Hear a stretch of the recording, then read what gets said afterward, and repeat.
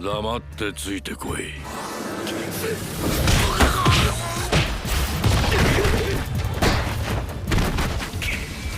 一発で決めろよ。拉致られるか食われるか今決めろ。余計なことすんじゃねえよ。あ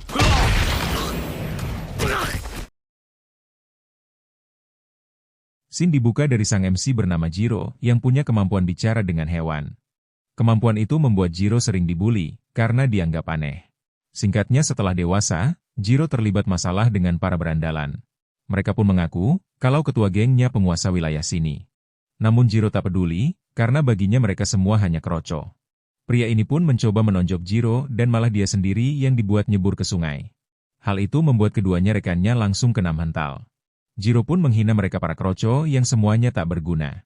Dan tak butuh waktu lama, mereka semua dibuat nyebur oleh Jiro.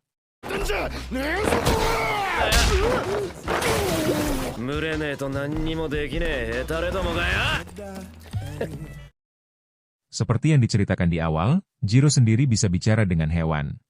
Yang rupanya, Jiro ribut dengan para berandalan karena mengganggu hewan. Kucing ini pun berterima kasih karena Jiro sudah menolong mereka. Jiro sendiri sudah terbiasa gelut sehingga bukan masalah besar. Setibanya di rumah, Jiro diomelin oleh kakeknya karena kerjanya gelut mulu. Kakeknya mengajari Jiro bela diri shinobi bukan untuk jadi preman. Yang ketika Jiro coba bicara, dia pun langsung dilempar kunai oleh si kakek. Marahnya si kakek membuat Jiro panik sampai nelen ludah sendiri. Si kakek pun menunjukkan pedang kuno yang katanya pusaka keluarga. Bukannya minta maaf, Jiro malah menuduh pedang itu cuma tiruan saja. Yang sudah jelas, hal itu justru membuat si kakek jadi semakin emosi.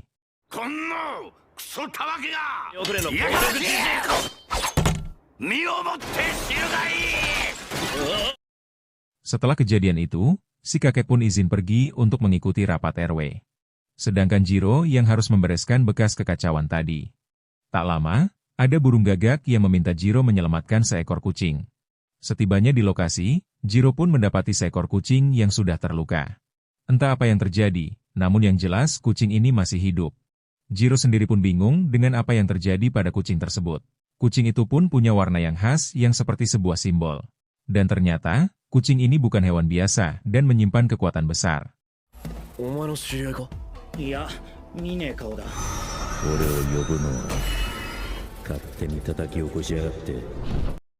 Singkat cerita, kucing itu pun sudah ditolong dan dirawat oleh Jiro. Si kucing pun sangat kaget saat Jiro bisa mengerti omongannya. Dan seperti yang kita tahu, Jiro bisa bicara dengan hewan dari dia kecil. Yang saking kagetnya, kucing ini pun sampai ngumpet di bawah kasur. Jiro pun meminta si kucing agar keluar dan mengobrol dengan santai. Sampai akhirnya, kucing itu mau keluar setelah dibujuk oleh makanan.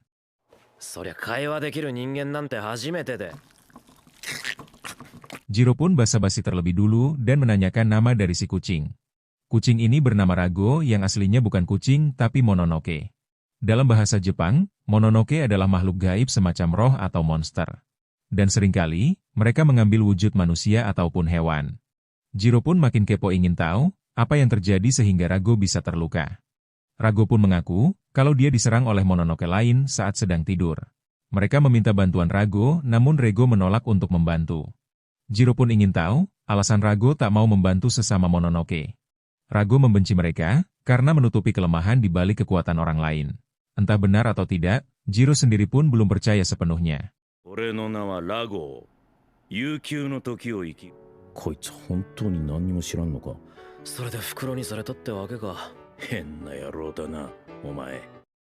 Di tempat lain, ada seorang wanita yang berada di lokasi Rago terluka tadi.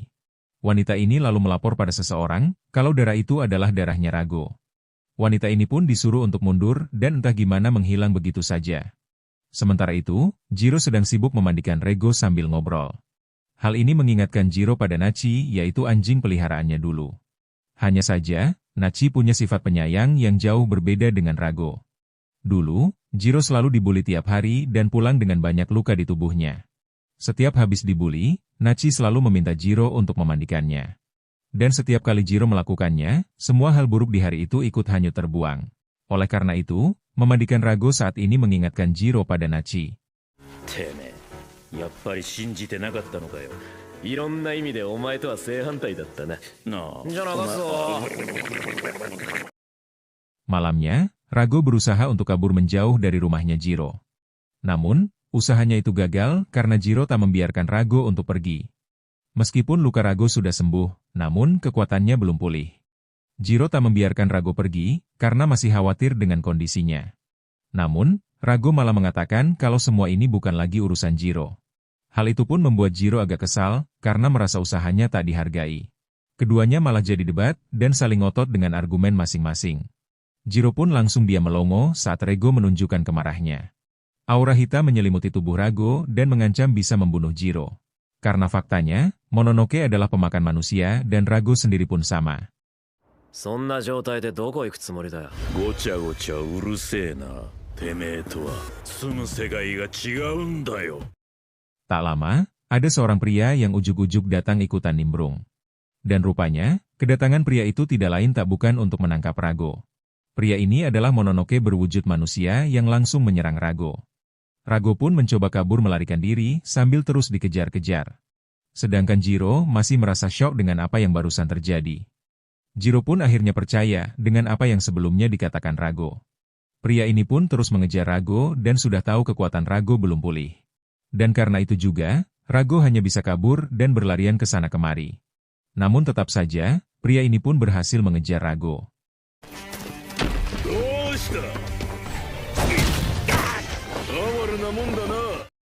Rupanya, kelompok pria itu yang sengaja membebaskan Rago dari segelnya. Karena ternyata, Rago adalah Mononoke legendaris, bintang hitam pembawa petaka. Mereka menginginkan kekuatan Rago dan Rago tak mau meminjamkannya. Daripada menuruti perintah mereka, Rago lebih memilih untuk bertarung. Namun tiba-tiba, Jiro datang dan menebas tangan si pria Mononoke. Jiro tak mau Rago mati, karena jika Rago mati, usahanya hanya akan sia-sia. Meski begitu, Jiro belum tahu seberapa kuat makhluk Mononoke. Yang akhirnya, makhluk ini pun menunjukkan wujud aslinya yang menyeramkan. Makhluk ini pun bisa menebak kalau Jiro adalah keturunan shinobi. Wujud itu tak membuat Jiro gentar dan justru malah semangat untuk gelut. Namun, Mononoke bukan lawan mudah dan justru malah Jiro yang terbunuh. Gaki no kenkaじゃねえんだぞ。小僧。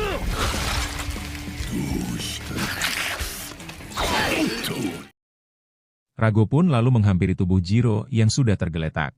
Makhluk ini memberikan tubuh Jiro untuk Rago karena dikira akan dimakan. Rago pun malah membentak makhluk itu dan menyuruhnya untuk diam. Rago bisa saja memakan Jiro sehingga kekuatannya bisa kembali pulih. Namun, Rago tak mau melakukannya karena Jiro mati demi menolongnya. Dan sebagai balas budi, Rago akan memberikan kekuatannya. Wanita ini langsung bisa merasakan kekuatan Rago telah bangkit kembali. Aura hitam pun menyelimuti tubuh Jiro dan Rago menyatu ke dalam tubuhnya. Makhluk ini pun tak menyangka kalau Rago akan memilih manusia. Jiro akhirnya hidup kembali dengan kekuatan Rago di dalam tubuhnya. Makhluk ini jelas tak terima karena manusia adalah musuh Mononoke. Pertarungan pun terjadi kembali antara Jiro melawan si makhluk tersebut. Namun kali ini, Jiro punya kekuatan Rago yang merupakan Mononoke legendaris. Rago memberitahu kalau Jiro harus membunuh si makhluk tersebut. Jiro hanya perlu menonjok makhluk itu dengan sekuat tenaga. Makhluk ini pun lupa kalau dia sedang melawan Mononoke legendaris. Hingga akhirnya, tonjokan keras dari Jiro membunuh makhluk tersebut.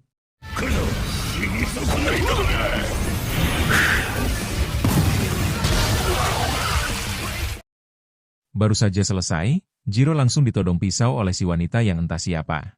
Pria ini sama sekali tak menyangka kalau kejadiannya akan jadi seperti ini. Jiro pun menduga kalau mereka adalah rekannya si makhluk tadi. Namun ternyata, mereka adalah manusia yang bekerja di Biro Espionase. Jiro sendiri pun baru tahu tentang adanya Biro Espionase tersebut. Yang katanya, mereka akan menahan Jiro untuk dilakukan pemeriksaan. Hal itu membuat Jiro makin bingung, karena mereka tak mengatakan alasannya. Entah apa tujuannya, namun yang jelas, Jiro sangat penting buat mereka.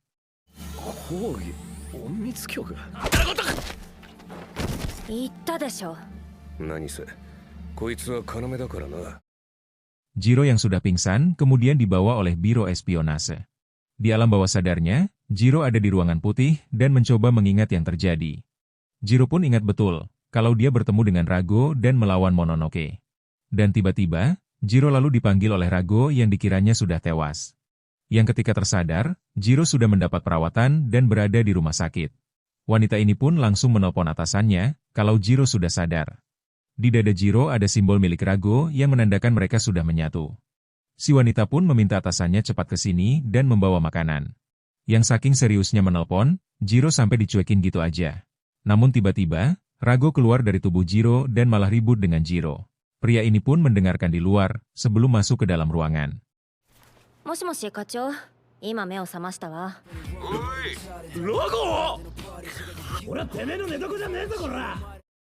Setelah itu, pria tadi pun masuk ruangan dan mulai mengenalkan diri.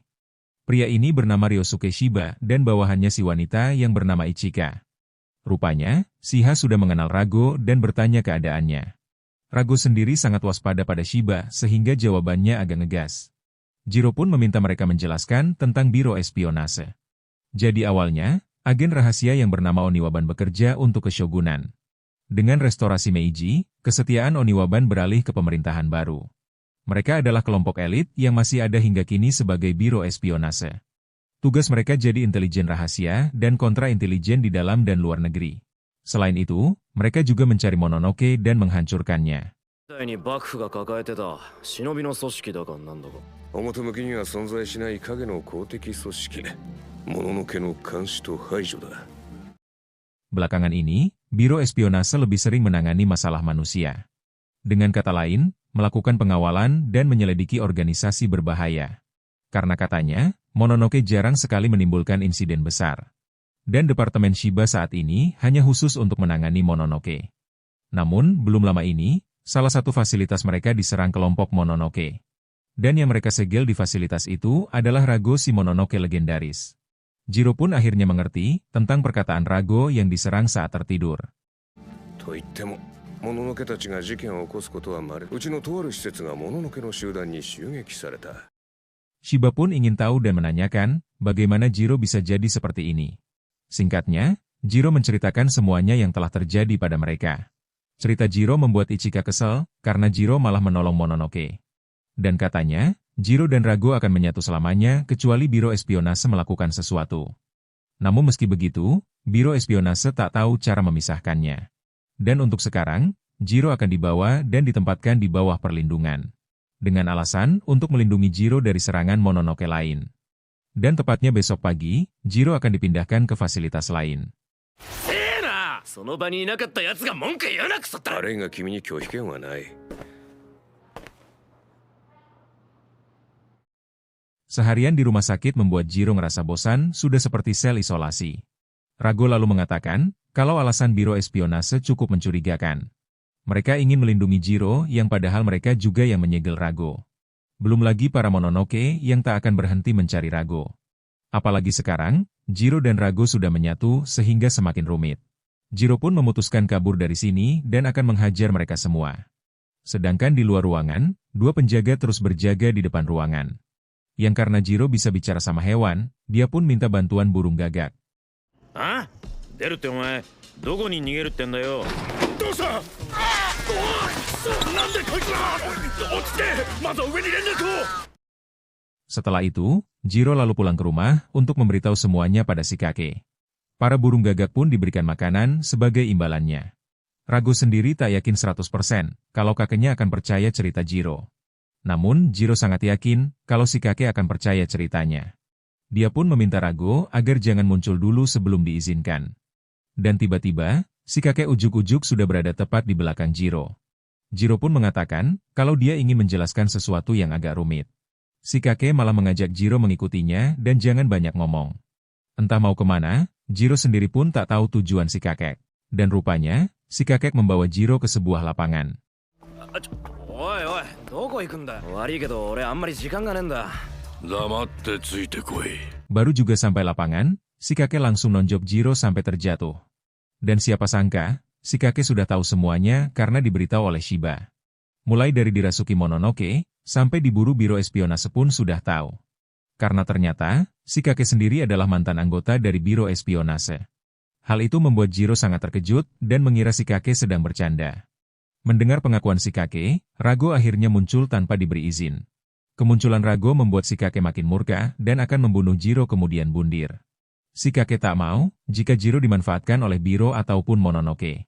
Sampai akhirnya, si kakek pun menghajar Jiro dan serius ingin membunuh. 隠密局やもののけどもに利用させるくらいな。こいつはすげえ。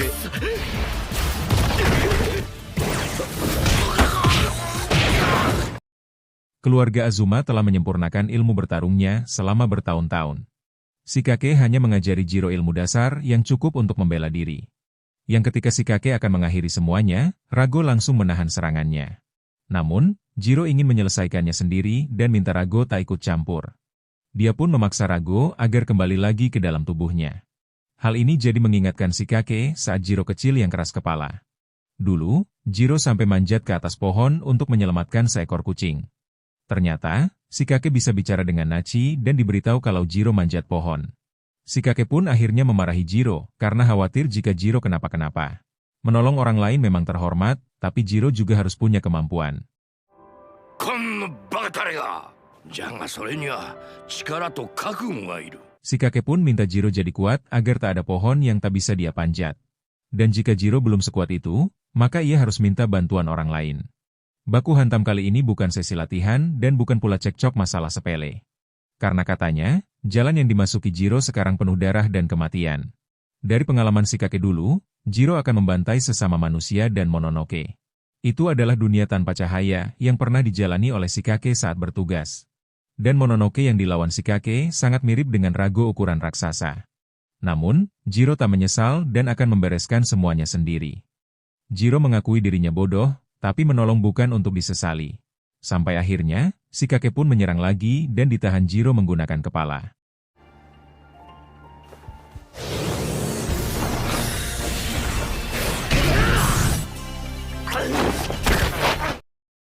Bagi si kakek, kekuatan Jiro yang sekarang masih setengah jadi. Namun bagi Jiro, suka atau tidak, dirinya yang sekarang sudah tak sendirian lagi. Seperti yang dikatakan si kakek dulu, selagi setengah jadi harus minta bantuan. Dan sekarang, Jiro akan meminta bantuan Rago untuk menutupinya. Si kakek akhirnya mengerti, kalau bagi Jiro semuanya sama saja. Mau itu manusia, hewan, ataupun Mononoke, semuanya diperlakukan sama. Di kakek pun akhirnya menyerah, dan memilih menyudahi pertarungan ini. Singkat cerita, malam hari pun tiba. Jiro pun lalu berendam di air hangat sambil ngobrol dengan Rago.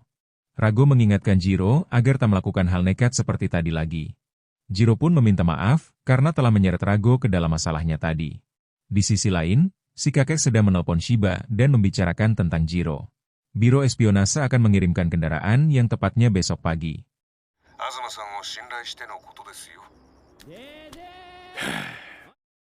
Besok paginya, Jiro kemudian dijemput oleh Ichika untuk ke biro espionase. Kendaraan dinasnya adalah sebuah truk dan Jiro akan diangkut menggunakan truk. Ichika yang akan mengawal Jiro dan memastikan agar Jiro tak kabur lagi. Si kakek pun minta Jiro agar jangan sampai mati saat di dunia luar nanti. Jiro malah balik ngeledek kalau si kakek yang jangan mati saat dia pergi. Sampai akhirnya, Jiro pun berangkat dan meninggalkan si kakek sendirian. わかったらさっさと行くわよ。勝手に死んだら承知せんぞ、クソ坊主。 Saat di dalam truk, Jiro terus saja protes karena tangannya diborgol seperti tahanan. Ichika pun beralasan, kalau secara teknis, Jiro memang tahanan biro espionase. Bagi Ichika, Jiro itu makhluk aneh setengah Mononoke dan setengah manusia. Mononoke adalah target utama biro dan Jiro bukan pengecualian. Ichika sendiri pun tak paham apa yang dipikirkan atasan dan juga bosnya. Meski begitu, Ichika akan bekerja profesional menjalankan tugas sampai tuntas. Jiro tak terima dibilang aneh, dan kalau Ichika bukan wanita ceritanya beda lagi. Hal itu membuat Ichika emosi, karena merasa cewek itu dianggap lemah. Keributan mereka pun sampai terdengar oleh si sopir dan juga rekannya.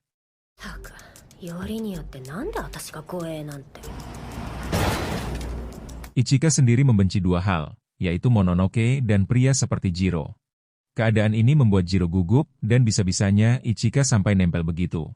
Rago yang lagi tidur siang pun sampai bangun karena terganggu keributan mereka. Rago pun bingung, kenapa seorang wanita yang disuruh untuk mengawal. Dia pun curiga, kalau biro espionase memang sangat kekurangan anggota. Daripada ribut kagak jelas, ada hal lain yang harus dikhawatirkan oleh Ichika. Karena ternyata, jalan yang mereka lewati saat ini tiba-tiba jadi berkabut aneh. Meskipun memasuki area pegunungan, namun biasanya kabutnya tak setebal ini. Kabut setebal ini menghalangi jarak pandang sehingga terjadi sesuatu. 今はもっと気にすべきことがあるんじゃ。なんだあれ。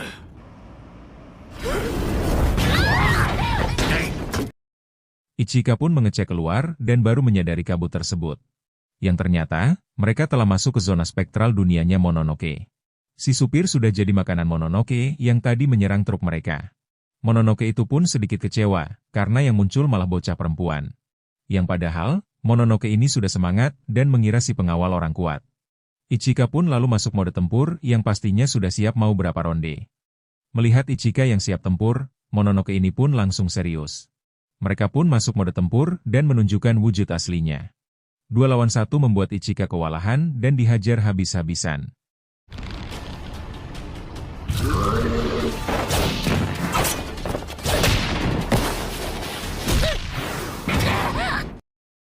Mononoke yang gemuk keras seperti batu sehingga senjata biasa tak mempan. Sedangkan yang kecil sangat lincah, dua-duanya sangat merepotkan. Rago lalu memberitahu Jiro kalau di luar ada Mononoke yang mengincarnya. Rago pun sudah menyadari dari awal, mereka telah memasuki zona spektral. Area yang tertutup kabut jadi semacam amenti sementara, yaitu dunia yang terpisah dari alam fisik. Yang intinya, itu adalah dunia Mononoke yang terpisah dari alam manusia. Jiro pun meminta Rago melepas borgolnya agar bisa membantu. Namun, borgol itu bukan borgol biasa, sehingga Rago tak bisa melepaskannya. どうなってんだ外は。もののけの領域残った。もういい。外出てあいつに直接外させる。 Rago mengatakan, kalau Mononoke dan Biro sama saja hanya memanfaatkan Jiro. Oleh karena itu, tak ada alasan bagi Jiro untuk ikut campur dengan mereka. Jadi, biarkan saja mereka saling hantam dan saling membunuh satu sama lain. Namun bagi Jiro, ini bukan soal Biro atau Mononoke, tapi tentang menolong. Dan sebagai laki-laki, Jiro tak bisa diam saja tanpa melakukan apa-apa. Mononoke ini pun menghantam truknya yang membuat Jiro terpental keluar. Mereka memberikan Jiro 2 pilihan, menyerah baik-baik atau jadi makanan penutup. Jiro hanya diberikan waktu 10 detik untuk menentukan pilihannya. Ichika dibuat bertanya-tanya, kenapa mereka bisa tahu tentang pemindahan ini. Yang karena tak ada jawaban, Mononoke ini memutuskan untuk menyerang. 俺らも手貸すからさっさとこいつを外せ。シンキングタイム終了。 Ichika tak mau melepaskan borgol Jiro, karena belum percaya sepenuhnya. Yang padahal, Jiro sudah menjelaskan kalau dia ingin membantu. Dulu, ibu Ichika dari klan Kishimojin berubah jadi batu akibat serangan Mononoke. Kejadian itu membuat Ichika bertekad untuk menjadi detektif yang terampil. Ichika akan belajar dan berlatih agar menjadi pewaris klan Kishimojin. Jiro mengatakan, Ichika harus melakukan apapun untuk menyelesaikan misi ini. Yang di saat Mononoke itu menyerang, Ichika akhirnya melepas borgol Jiro. Dan tak butuh waktu lama, mereka pun bisa mengalahkan para Mononoke.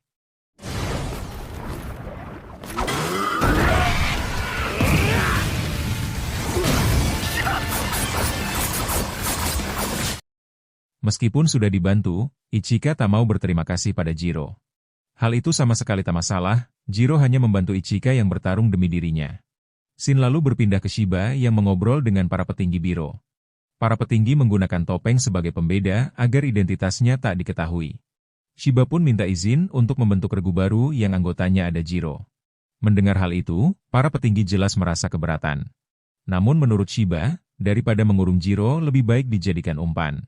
Shiba pun sangat yakin, pertarungan akan mengasah kemampuan Jiro.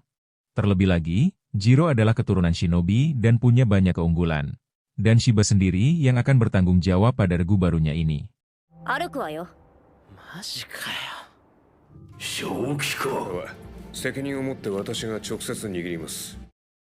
Regu baru ini akan jadi pasukan rahasia anti Mononoke yang bernama Black Torch. Anggotanya akan terdiri dari 5 personil yang termasuk Shiba sendiri. Singkat cerita, Jiro akhirnya resmi bergabung menjadi regu Black Torch. Belakangan ini, banyak yang terjadi di hidup Jiro yang akhirnya jadi biro espionase. Jiro pun heran, kenapa markas mereka terlihat seperti bangunan biasa. Shiba menjelaskan, setiap divisi punya basis markasannya sendiri. Dan sekarang, Jiro sudah resmi jadi salah satu dari biro espionase. Namun, Jiro tak pernah mengatakan akan menjadi anak buah biro. Tujuan Jiro ada di sini agar Rago dan dirinya bisa lepas dan hidup masing-masing. もうお前もうちの一員なんだぞ、東次郎。別に隠密にもあんたの部下にもなったつもりはねえ。 Tak lama, mereka kedatangan gadis bernama Hana yang akan jadi asisten Shiba. Selain mereka, ada satu lagi anggota baru yang bernama Reiji Kirohara. Reiji ini tipe orang yang suka ngegombal, sampai Chika pun digombalin. Shiba pun berharap kalau semua anggotanya bisa akur satu sama lain. Baru ngomong gitu, Reiji malah menghina Jiro bodoh dan mending keluar dari regu. Penghinaan itu membuat Jiro tak terima dan mending gelut. Bukannya dihentikan, Shiba justru nyuruh mereka gelut beneran di luar gedung. Duel mereka akan direkam oleh Hana sebagai bukti untuk para atasan. Karena rupanya, atasan ingin Jiro membuktikan kalau dia aset bagi Biro. はーい、じゃあ録画始めますね。